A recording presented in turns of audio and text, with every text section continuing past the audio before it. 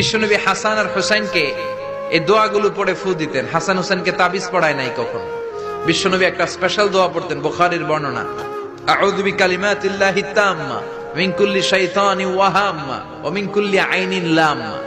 এই যে যারা মোবাইলে রেকর্ড করছেন, রেকর্ড হয়ে গেছে না? আমি যে বললাম বাসা যে মুখস্থ করবা, মায়ের শিখাবা, ছোট্ট বাচ্চারে শিখাবা।